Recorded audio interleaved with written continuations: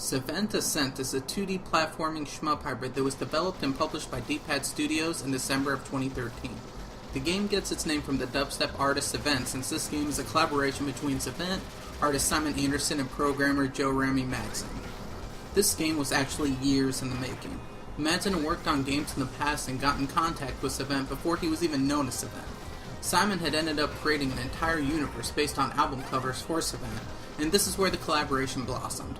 This team of three got together and made a game that I'm going to review for you now, Savant Ascent. Before I get into anything else, there is an elephant in the room that needs to be addressed. Yes, this game is based off of dubstep. There seems to be a stigma with dubstep where some will immediately brush off anything dubstep.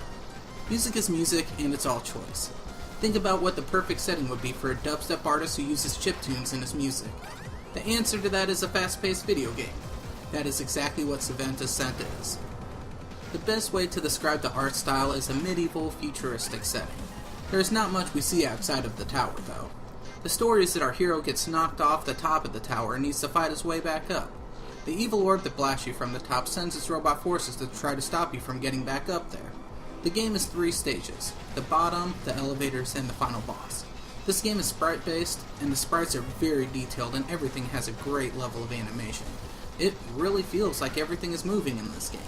The enemies repeat, but this is a very short game, so them repeating is not a problem. Going from fresh save data until you beat the entire game takes 20 minutes or less. Once you get powered up, you can easily beat the story mode in about 5 minutes, probably way less. The music is all music from the catalog of dubstep that Savant has created. The music is very enjoyable and holds its place very well in this game.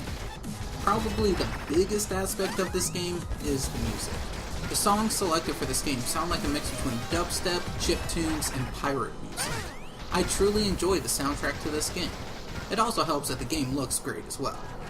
The way that this game plays is that you have 2 main platforms. You can get from one to the other either from just moving to it or jumping to it. In the first section, they are not as apparent even though they are there, but in the last 2 sections, it is easy to see the platforms. Determining which way to get from one to the other would come down to how enemies start attacking you. To fight back at enemies, this game also doubles up as a twin-stick shooter.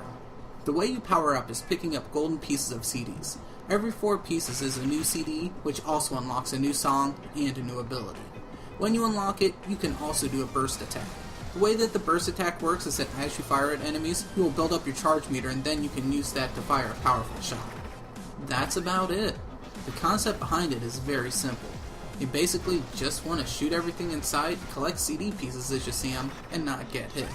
If you do get hit, you have 3 pieces of health before you die, so not all is lost on a single hit.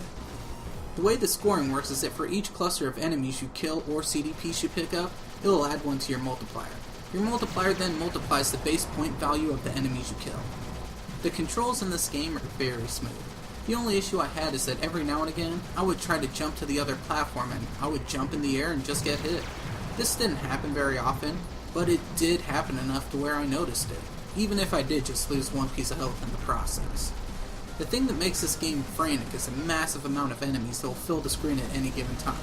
You really need to watch the indicators the game gives so you know where the enemies start coming in at you, or else there's no chance you're going to survive. After you beat the game, you unlock 2 more modes: Time Attack and Endless Mode. Time Attack just times you on how fast you can beat the game, and Endless Mode is the elevator stage endlessly to try to get a high score until you die. You also unlock a new weapon you can switch to that's based off the final boss. Also, the developers are continuously adding to this game. Time Attack mode was added because one guy did a speedrun and posted it up online. D-Pad Studios saw that as a want for a Time Attack mode and then implemented it. We are getting that high of a level of commitment from the developers. With length in mind, seeing as you can get through the entire game in 30 minutes or less, whether I think this is a good purchase or not will completely come down to price. This game is only $2 on Steam. Let me repeat that again. This game is only $2 on Steam. It would cost more to buy the MP3s included in this game for that price. This game looks good, has a great soundtrack if you enjoy dubstep, plays very smoothly, and is fun.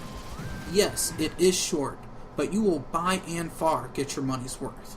I would call this collaboration between Savant, Madsen, and Simon a success.